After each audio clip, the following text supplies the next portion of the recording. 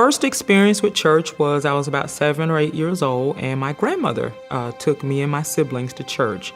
And it was a little small country church in Ocala, Florida. The minister gave an invitation to discipleship every week, and something mystically, spiritually, that week connected. Miss Josephine Spence, who when I was in 3rd grade and headed to her Sunday school class, would basically envelop me with a hug. When I talk about her, I can smell her perfume. I remember being in Sunday school class because Jimmy Doherty hit me on the arm and knocked my scab off of my vaccination. My favorite thing was singing at church. Standing on a pew with my dad, singing from the hymnal and holding his hand. I think part of our role and our responsibility and opportunity through New Church Starts is to work in partnership with God that enables God to imprint memories, significant memories, on people's lives.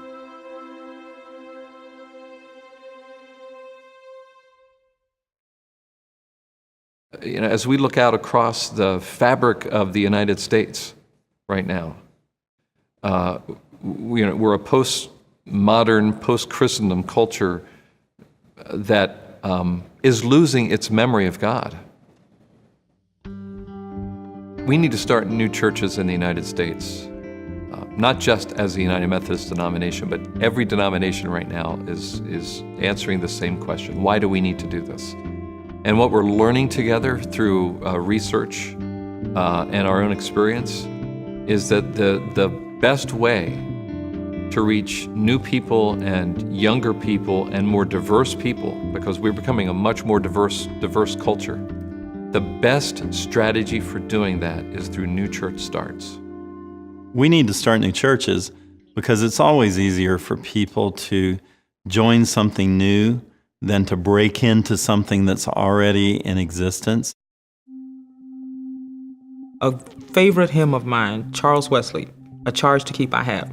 Verse number 2 says, "To serve this present age, my calling to fulfill. May it all my powers engage to do my master's will." He wrote that hymn in 1792, but he still talked about serving this present age. What do we need to do to start new churches? We first of all have to have people who really want to do that, who have a passion for the gospel, who have a passion for people. And then we connect those two together with people who in the conference system, the district systems, want to also do the same thing. When we look out across the United States, and there's all kinds of statistics, less than 17% of our culture right now is in church on a Sunday morning, doing other things, right? Not finding it worthwhile or whatever, or distracted.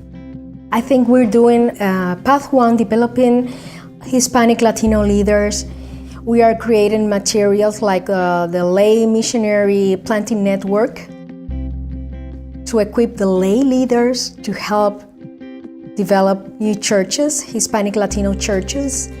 And in partnership with the National Plan for Hispanic Latino Ministries, we also are developing materials to start new churches and communities of faith.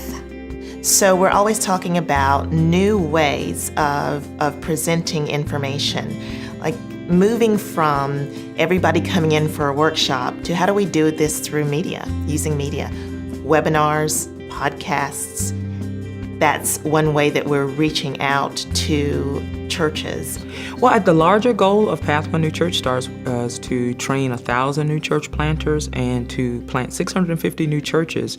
And we have made great progress. And again, we don't plant churches, but we help equip and resource annual conferences to plant new churches. And so overall, I think Path 1 has done a very good job of helping to resource new churches to get started.